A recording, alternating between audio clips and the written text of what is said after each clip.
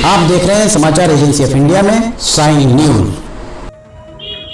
नमस्कार दोस्तों, समाचार एजेंसी ऑफ इंडिया की साई न्यूज में लिमटी की लालटेन के साथ 142वें एपिसोड में एक बार फिर आपका स्वागत है।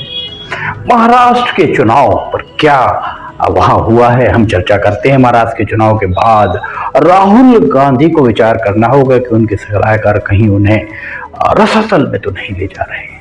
शिवसेना को खड़ा करने में कितनी मेहनत की बाला साहब ठाकरे ने, और एक झटके में ठाकरे बंधुओं ने उस शिवसेना को जमीन पर ला दिया। लिमटी की लालटेन के 742वें एपिसोड में एक बार फिर आपका स्वागत है। महाराष्ट्र में स्थानीय निकाय चुनाव में जिस तरह के परिणाम आए हैं, उन्होंने सबको चौंका दिया है। महाराष्ट्र की राजधानी और देश की आर्थिक राजधानी मुंबई में मुंबई महानगर पालिका निगम बीएमसी शिवसेना को जमीन चटाना बहुत आसान काम नहीं था, पर देवेंद्र फडणवीस ने जिन्हें लोग प्यार से देवा भाऊ भी कहकर बुलाते हैं, उनके द्वारा ये कर दिखाया है। महाराष्ट्र के नगरीय चुनाव निकाय में 29 में से 25 से ज्यादा निकायों में भाजपा ने परचम लहराया है। सबसे अहम बात यह है कि भाजपा का सबसे बड़ी पार्टी बनकर मुंबई में उभरी है। बड़ी बात है। मुंबई के चुनावों को ठाकरे बंधुओं के लिए अस्तित्व का प्रश्न भी माना जा रहा था। देवा भाऊ की कुशल रणनीति से बाला साहब ठाकरे द्वारा जिस एक शिवसेना को एक एक ईंट जोड़कर बहुत मेहनत से बनाया था, उसका अंतिम किला भी उनके पुत्र उद्धव ठाकरे और भतीजे राज ठाकरे के कदम तालों से ध्वस्त हो गया। लगभग 3 दशकों से मुंबई पर शिवसेना का राज था। कहा जाता था बीएमसी का मतलब शिवसेना और शिवसेना का मतलब बीएमसी। अब इन चुनाव के बाद उसके मायने बदल गए हैं। इस बार शिवसेना औंधे मुंह ही गिरी दिख रही है। कहा जाता है कि बाला साहब ठाकरे के पूर्वज मध्य प्रदेश के बालाघाट जिले के निवासी थे। एक कार्टूनिस्ट थे वे, और उनके द्वारा 19 जून 1966 को शिवसेना की स्थापना की गई। माफ कीजिएगा, 17 नवंबर 2012 को बाला साहब ठाकरे के अवसान के बाद शिवसेना में बाला साहब ठाकरे का असली उत्तराधिकारी कौन है, इस पर जंग छिड़ गई। शिवसेना 2 भागों में विभक्त हुई। एक का नेतृत्व बाला साहब के पुत्र उद्धव ठाकरे कर रहे थे और दूसरे का नेतृत्व उनके भतीजे राज ठाकरे। बाला साहब ठाकरे के हिंदुत्व वाले एजेंडे को दरकिनार कर उद्धव ठाकरे ने कांग्रेस से हाथ मिलाया और 2019 में उन्होंने सरकार बनाई, जो 2022 तक चली।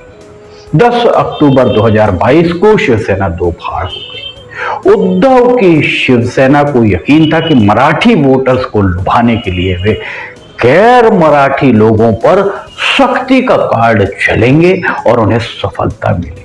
यही चूक हो गई। उद्धव ठाकरे को भरोसा था कि वो मराठी लोगों पर सख्ती का कार्ड चलेंगे और उन्हें सफलता मिलेगी। उनके चचेरे भाई राज ठाकरे से गले मिलकर उन्होंने महाराष्ट्र की नवनिर्माण सेना को अपने साथ लिया।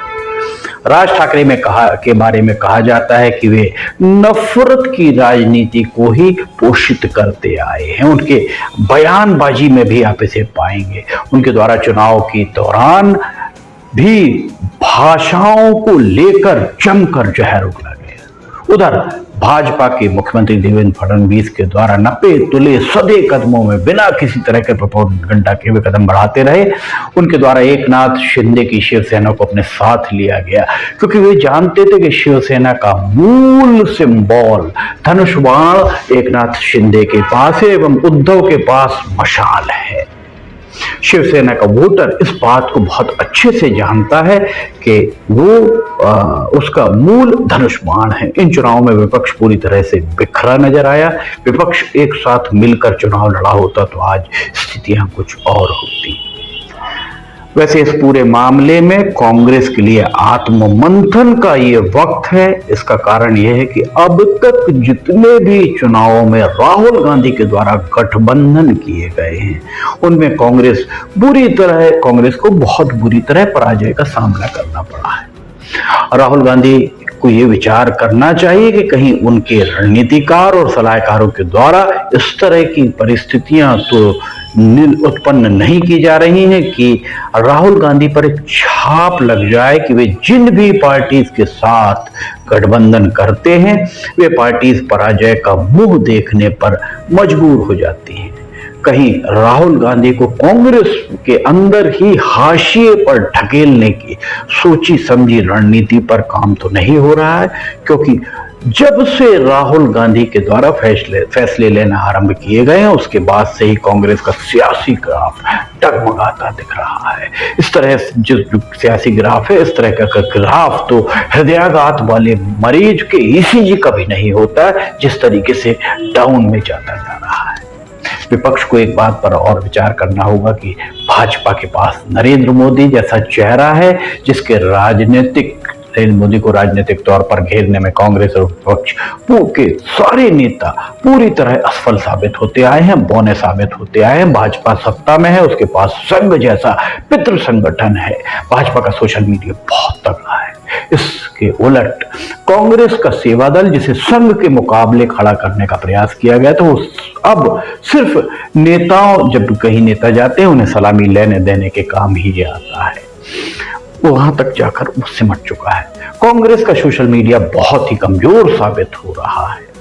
राहुल गांधी जिस कॉकस से घिरे हैं शायद वही उनको वास्तविक स्थिति से दो चार होने नहीं दे रहा है। इसका कारण क्या है ये कहना थोड़ा सा मुश्किल है, शोध राहुल गांधी और उनके अन्य नेताओं को करना होगा। वैसे विपक्ष को लगता है कि ईवीएम अगर सेट है तो चुनाव में मैदान में उतरने का औचित्य क्या है। आप हमेशा ईवीएम का रोना रोकते हैं, चुनाव लड़ने का फैसला क्यों नहीं लेता है विपक्ष। बिना विपक्ष के एक बार सत्ताधारी दल के सभी प्रत्याशियों को बिना मतदान अनअपोज जीत जाने दिया जाए, जीत लेने दीजिए उन्हें, तब जनता के सामने हकीकत आएगी। दूसरी बात एक और ये है कि मतदान के बाद मतदान के दौरान विपक्ष खामोश रहता है और जैसे ही मतदान होता है, चुनाव परिणाम आते हैं, उसके बाद विपक्ष धूल में जब गिराए दिखाई देता है तो वो ईवीएम का रोना आरंभ कर जाता है। विपक्ष भूल जाता है कि सोशल मीडिया का जमाना है और सभी को सब कुछ पता है। कुल मिलाकर देखा जाए तो महाराष्ट्र के स्थानीय निकाय चुनाव को एक सबक के रूप में देखा जा रहा है। भाजपा की विजय पताका लेकर चलने वाला अश्वमेघ यज्ञ का घोड़ा बिना रुकावट तेजी से दौड़ रहा है। उसकी टाप की आवाज वीराने को चीरती हुई साफ सुनाई दे रही है। उसे पकड़ने अथवा रोकने का साहस कोई नहीं जुटा पा रहा है।